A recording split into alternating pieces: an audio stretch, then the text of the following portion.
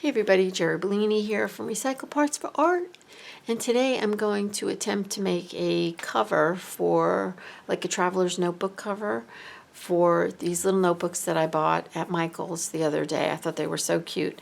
I have never done this before, so I don't know what I'm doing. I thought I would just turn the camera on and let you see me fumble through the whole process, but I'm going to be using some vintage fabric that I already own, and I'm going to also be using this this stiff Peltex 72F Fusible stabilizer on the inside. And we will be right back and we'll get started. Okay, so this is what I'm going to do. I found this fabric upstairs, so I'm recycling. It's a piece of vintage cloth and it's cotton, and I'm going to use this for the inside and outside. Okay, so I cut my fusible Pellon to fit my books, the height, top to bottom. So I cut it exactly the height of the book. Okay, so that's 7 inches, and I cut it a little larger so that it would have a little bit of overlap. Now, the reason I cut it exact is because what I'm going to do with this, I'm going to do it a little differently than I had originally thought. What I'm going to do is I'm going to iron the Pellon down, and I have to trim this. I'm going to iron the Pellon down, and then I'm going to put this piece on top, just like that. So wrong sides together with the Pellon in between, and I'm going to stitch around the outside and leave it with a frayed edge.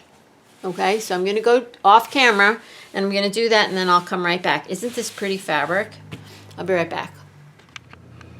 All right, I'm back, and I ironed the Pellon according to the manufacturer's directions, so be sure to follow the directions, between 2 sheets of 2 pieces of cotton fabric, and then I stitched, and I thought it would look fun to have black thread, so that's why I used the black thread, and I stitched around the outside edge so you can feel the Pellon in there, so I stitched right alongside the outside edge of that twice to make it look like, you know, I outlined it, and I love it. Okay, so now here's the 3 books, and you can see that the fabric is bigger than the books, but I love that. And now when I fold it over, look, it's just going to have this nice little ratty edge. It's going to be a little bit bigger than the 3 books. And now the next thing, the last thing, because these are so simple to do, the last thing is to put the eyelets. So I'm going to put eyelets up here and eyelets down here so that I can put the elastic in and hold the books in. And so I'm going to grab my eyelets and I'll be right back. Okay, here we are. It's the next day because I lost my light last night, and I want to tell you that I am by no means an expert on this. I am just sharing my experience with you about my how I'm setting this traveler's notebook up. So I am using fabric. I've got the frayed edge on the outside, and now I'm using this elastic, this wonderful rainbow elastic that I got at Michael's. It's 4.5 millimeter, so it's pretty thick. It's the thickest elastic I've been able to find. All right, so now I'm going to get ready, and I've got 3 holes here and 3 holes here, and I decided not to use rivets because the rivets were chewing up the fabric. So what I did instead is, after I poked the holes, I used fray check. It says stops fraying on fabric, and I got that at Joann's, and I put a lot of it on top of each of these holes. Then I let it dry, flipped it over, and I did it over here too. So actually, you know, it feels like it's got like a plastic coating, and I think it's going to be fine. So I've got 3 holes at the top, 1, 2, and 3. So I'm going to say the first hole is over here all the way to my left. So I'm going to come up from the right side of the book, and I'm going to leave, I don't know, because I'm not really sure, I'm going to leave about that much string, okay? And now I'm going to go down into the number 1 hole, so that's the hole all the way to the left. Now I'm going to come up in the number 2 hole. So I'm coming up from the right side. And you might have to trim the ends of your elastic a little bit because it does tend to fray as you're going in and out these holes.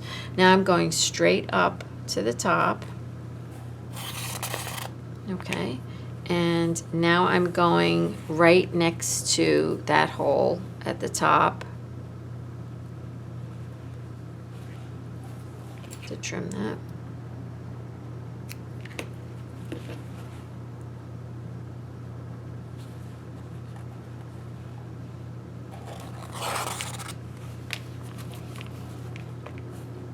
And now I'm going straight down. So see? Now I'm going to come back up into this middle hole. And you might have to hold your elastic a little bit out of the, to keep it out of the way, because the holes aren't very big. Okay, here you go, up. And now I'm going to go down into the center hole that I made, okay? That's going to be used, this is going to be used to hold my book closed. So now I'm going to go back over here, and I'm going to go into this middle hole,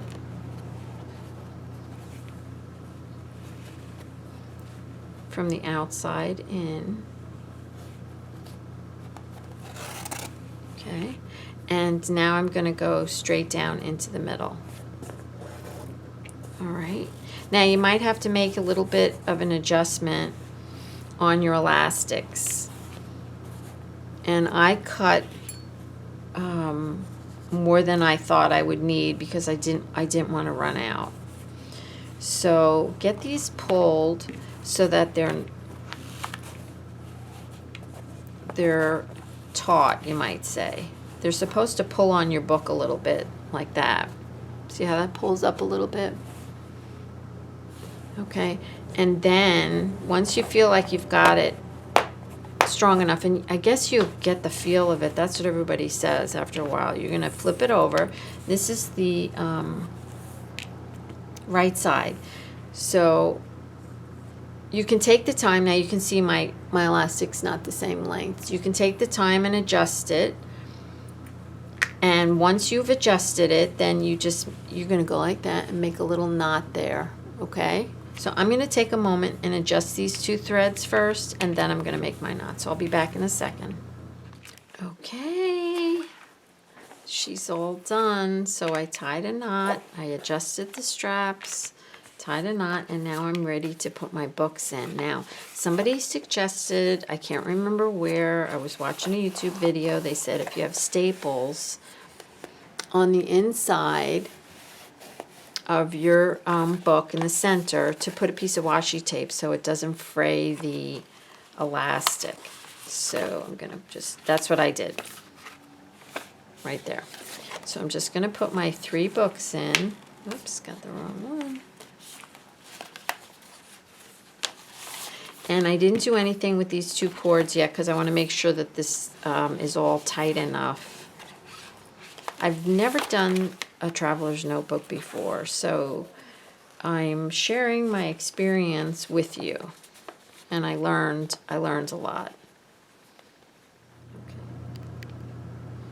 Oh my gosh, my camera got full and it turned off, so forgive me if I'm repeating any of this. So I think the book came out really cute, and it's just like a little extra little notebook. And so now I will figure out where to tie this. So let's just go like that and put a little another knot in there and see if that works. And if it doesn't, you could always adjust it. Yeah, it's too loose. So I'll adjust it, but it came out cute. I like it. I really am. I'm happy with it. And I will say again, so, you know, don't give me any thumbs downs here, because I'm not claiming to be an expert on these traveler's notebooks. I just really wanted to show you how I used fabric and made like a ratty looking one. And that's it. I just wanted to share my experience with you. And so I hope you guys have a blessed day full of love and recycled art. And thank you for joining me, and I will see you again soon. Bye-bye.